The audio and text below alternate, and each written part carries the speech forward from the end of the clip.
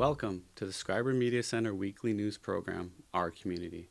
The goal of this show is to give you the news ranging from Pays Plat to Jackfish with stories from the community. The Schreiber Media Centre is a non-for-profit organization which has been providing news in the area since 2020. SMC will cover news along the north shore of Lake Superior between the communities of Pays Plat, Rossport, Schreiber, Terrace Bay, and Jackfish. New shows will air every Sunday, recapping the week and letting you know what's happening the next week. We hope you'll enjoy. We stopped by Rosie's and Josie's to chat with its owner, Vicky Camiso. Coral Cole reviews the Schreiber Chronicles Book 1, written by Ethan Spadoni, and we get a sneak peek of the Schreiber Public Schools short film developed by the Schreiber Media Centre. But before that, let's get to the news. The Township of Schreiber has announced a new permanent part-time recreation programmer position.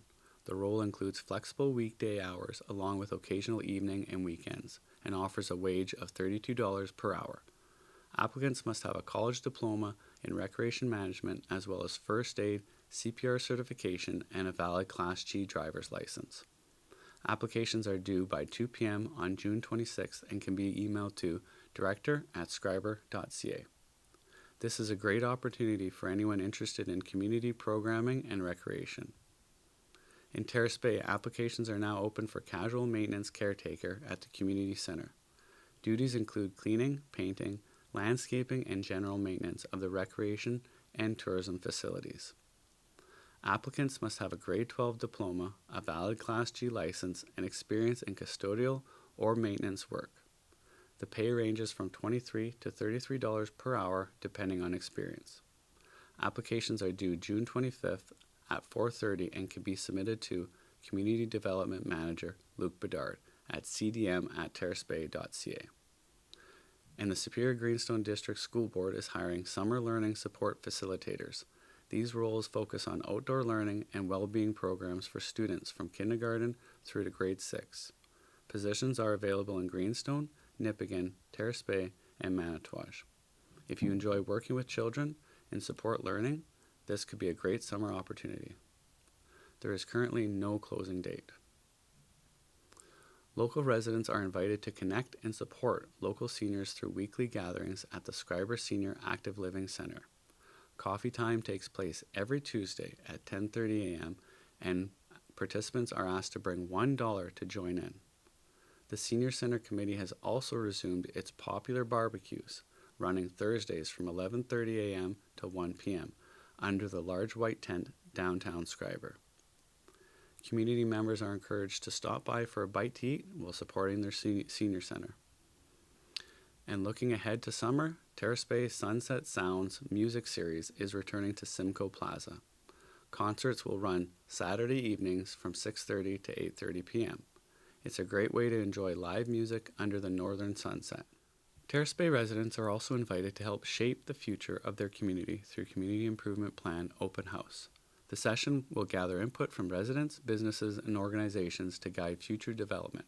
It takes place June 22nd from 3 to 5 p.m. in the activity room at the old library. Residents are welcome to drop in at any time. And young golfers in Terrace Bay can take part in the August Aubin Golf Course Junior Golf Days program this summer. The free program runs every Monday in July, starting July 6th, and is open to youth ages 7 to 15. Registration is required before July 3rd deadline. To sign up, contact Kathy Cook by email or by phone. Organizers are also looking for parent volunteers to help support the program. And now, let's stop by Rosie's and Josie's restaurant to chat with its owner, Vicky Camiso.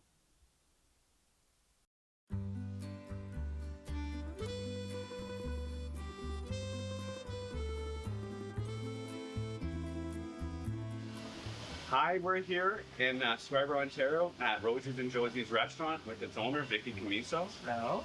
I'm not the greatest cook, but thankfully Vicky is agreed to show me a thing or two, and I just found out we're going to be making potato sticks. Potato sticks, your favorite. My favorite. Your favorite. And this is kind of a secret recipe, so I don't think we're going to show it all, but we're going to show the assembly. It's already mixed. It's already mixed, It's so no one already can mixed. see the secret? Yes, exactly. All right. So we just roll it into strips and cut them, fry them up, and roll it with cheese.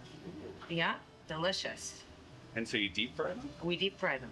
We deep fry them. It's like a gnocchi, deep fried gnocchi, almost. And I cut them to the length I want, easy peasy. So the restaurant, the name of the restaurant, Rosie's and Joe's, where did that name come from? It came from my mom and my Aunt Rosetta. Oh, okay. Two sisters from Calabria who moved here to start a restaurant. And they opened a Rosie and Josie together, two sisters. How long ago was it? 1988. 1988. Wow. Yes. So this is when the family came in from Italy on the boat. That's my mother and my Aunt Rosetta. So that's Rosie and Josie. That's their little cousin Dominic. That's Joseph. I think that's Cosimo, I'm not too sure. And Peter. Then there's my aunt from New York, who passed away during COVID, and my grandmother, my Uncle Jimmy. And you can't really tell, but they are actually on a boat. Oh. So this is the bow behind them, and they're on the boat. They had no idea what they were coming to. Look at my mom's wearing a little dress. What's interesting is this is a picture of them on the boat coming in from Nova Scotia. And when the train came in with all the Italians on it, the Italians that were already here were all waiting in line for them. Oh, okay. So my father was one of the first people in line, and my mom said, I'm going to marry him, and she actually did. Wow. And she actually did, so it's a cute little story. Ding ding on his breakfast. Thank you. See? No. You have a wonderful day. Have a great day. Yeah. Thank you. People come, people go. As soon as you get somebody that trains well, next thing you know, they have to move because the husband doesn't have a job, and vice versa. It's hard to find people that work and want to work for duration, full time. So I have to work in turn 7 days a week As the owner. as the owner and operator. And last night was a double. Last night I worked all morning, and then I came back and cooked for supper.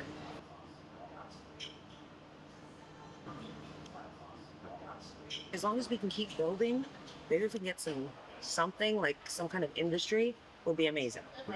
Keep people here, because the cost of living everywhere is high, and young families can't afford to live in big cities.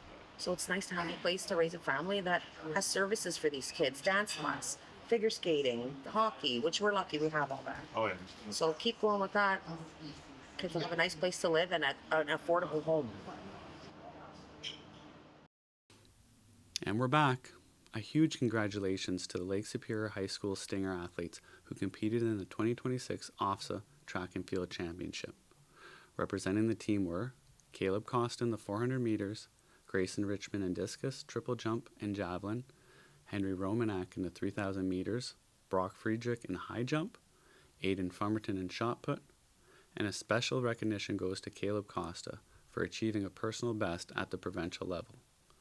Thank you as well to the coaches, families, and supporters who made this experience possible. The Terrace Bay Public School is thanking families for a successful end-of-the-year barbecue. The school says the event was a great opportunity to come together as a community and celebrate the year and extend appreciation to the students, families, and staff for building such a supportive Bulldog community. At the Schreiber Public School, students recently planted seed paper in the rain garden in memory of Dave Tamlin. Mr. Tamlin served as a teacher, principal, and director of education and made a lasting impact all across the region. As the garden grows, it will serve as a living tribute to his legacy. And in a fun moment at the Schreiber Public School, an unofficial Guinness World Record has been broken. Vice Principal Aaron Fuchs took on the challenge of eating the most saltine crackers in 60 seconds and managed an impressive 7 crackers, surpassing the current record of 6. While the attempt was all in good fun, the real highlight was the incredible school spirit, with students and staff coming together to cheer and to celebrate. Congratulations, Mr. Fuchs, and to everyone who helped make it a memorable day. Now, for Coral Cole's review of the Schreiber Chronicles, Book 1, written by Ethan Spadoni.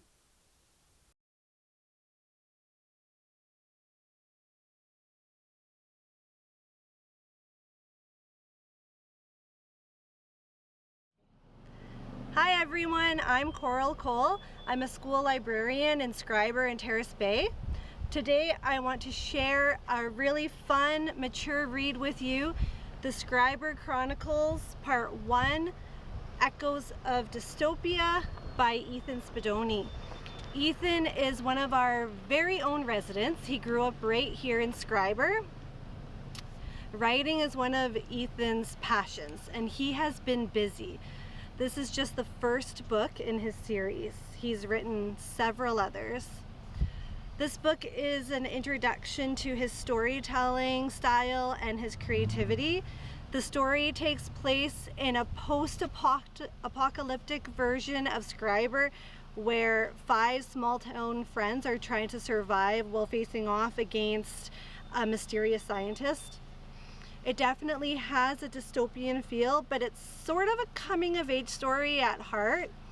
It explores friendship, growing up, and figuring out who you are when everything around you is changing. One of the things I really enjoyed is how visual the writing is. You feel like you're right there with the characters, experiencing the action alongside them. There's suspense, danger, and some fun influences from Ethan's love of zombies and sci-fi. And for those of us who know Schreiber, one of the best parts is recognizing familiar places woven into the story, like the water treatment plant. It's really fun to imagine these local areas and local buildings transformed into something futuristic and unexpected. You can tell Ethan loves his hometown and wanted to celebrate his hometown in a creative way. This book is available at our public library, so check it out. It's always wonderful to support a local author. Happy reading, everyone. Thanks, Coral. The Terrace Bay Beach Pavilion is now open daily from 10 a.m. till 5 p.m. and will remain open through till October 9th. Guided kayak programs will begin in July and offer both 1-hour and extended experiences. For more details, residents are encouraged to check with Parks Canada.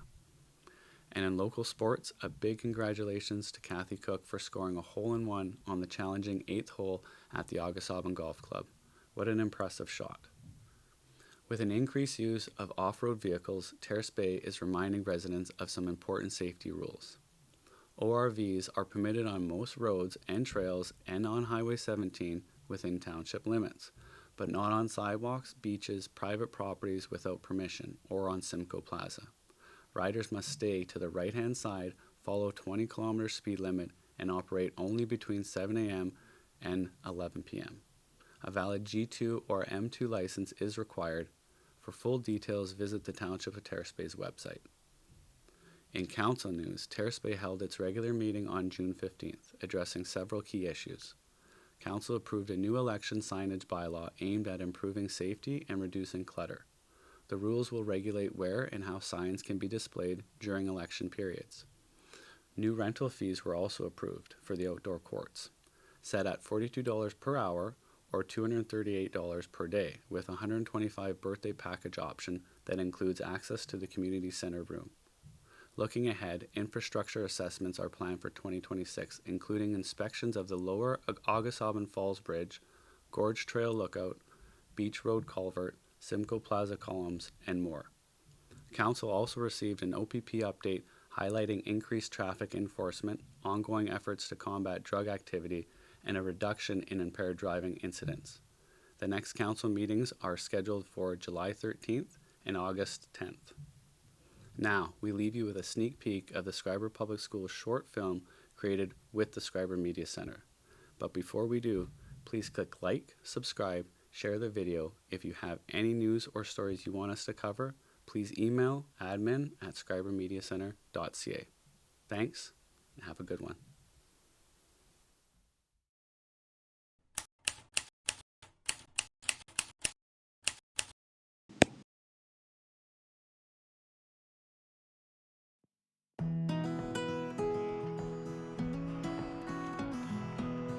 Did you know the first smartphone was invented in 1992?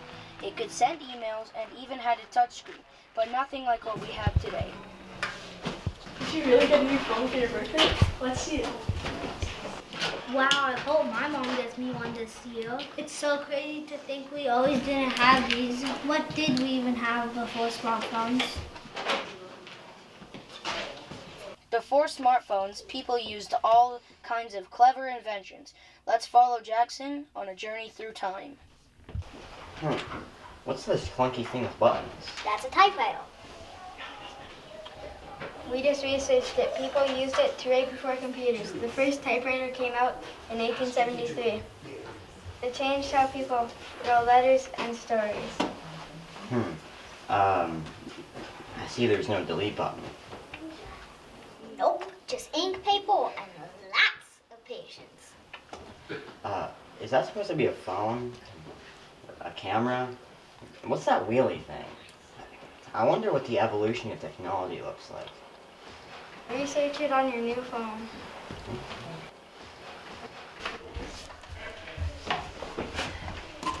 Oh no!